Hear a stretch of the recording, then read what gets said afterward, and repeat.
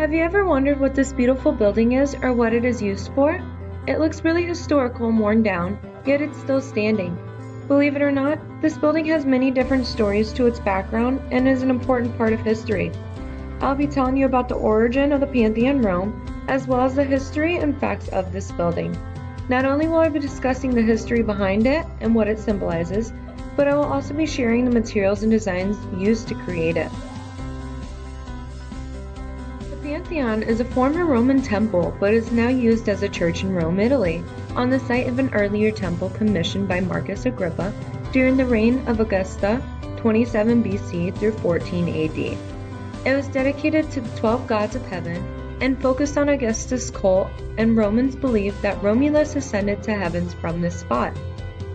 It was completed by Emperor Hadrian and dedicated about 126 AD.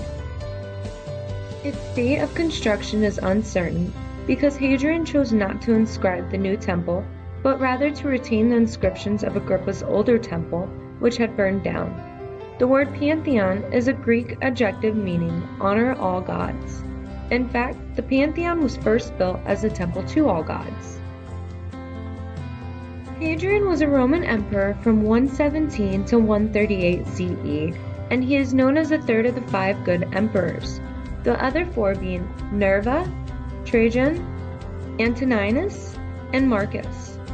Hadrian is best known for his substantial building projects throughout the Roman Empire. Hadrian's building projects are perhaps his most enduring legacy.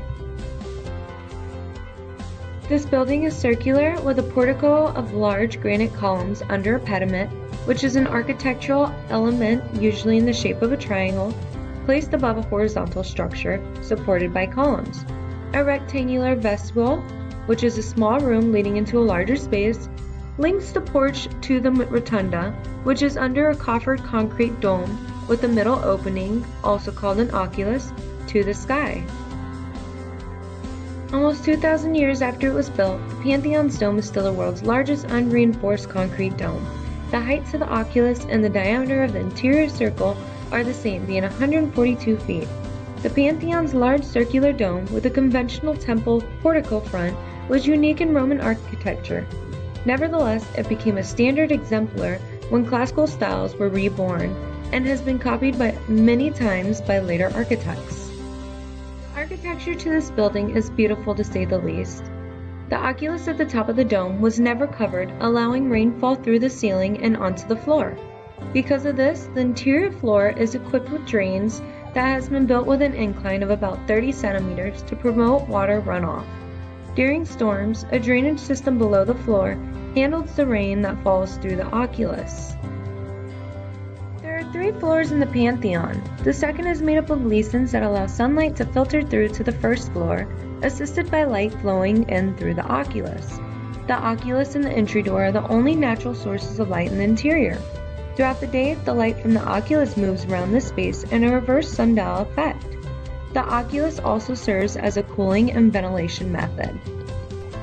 The interior of the dome was possibly intended to symbolize the arched vault of the heavens due to this being a place of worship. It is said that if this building wasn't converted to a church, it might have been abandoned or destroyed.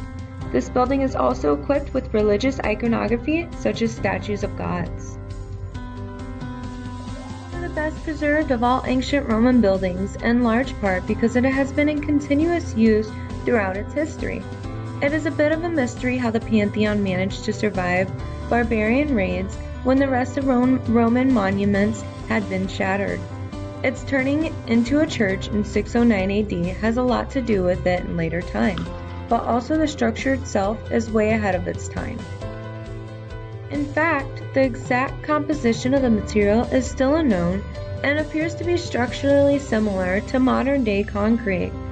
Whatever the reasons are, the Pantheon is the only structure of its age and size that has successfully survived the damage of time and gravity, still intact with all of its splendor and beauty. As you can see, this building has such a broad background and carries much history with it. The Pantheon is still discussed today as a building clouded in mystery. The original purpose of the building is unknown. Although the temple is dedicated to all Greek gods, The scale and size of the temple emphasizes the symbol of power and Roman duty. Throughout the ages, people mined once glorious buildings as quarries. Imagine, they were stacked with pre-cut stones free for the taking. Block by block, they carted away most of this temple and then incorporated what was still standing, like these columns, into a modern building. Thankfully, no one cannibalized the magnificent Pantheon, the best preserved temple from ancient Rome. The portico, with its stately pediment, has symbolized Roman greatness ever since antiquity. Like the obelisks, its massive one-piece granite columns were shipped from Egypt. They're huge. It takes 4 tourists to hug them. Step inside to enjoy the finest look anywhere at the splendor of ancient Rome. Its dimensions are classic, based on a perfect circle as wide as it is tall, 140 feet. The oculus is the only source of light. The Pantheon survived so well because it's been in continuous use for over 2,000 years. It went almost directly from being a pagan temple to being a Christian church. The beauty of the Pantheon and the brilliance of its construction has inspired architects through the ages. The dome is made of poured concrete, which gets thinner and lighter with height. The highest part is made with pumice, an airy volcanic stone. Pantheon means all the gods. It was a spiritual menagerie where the many gods of the empire were worshipped.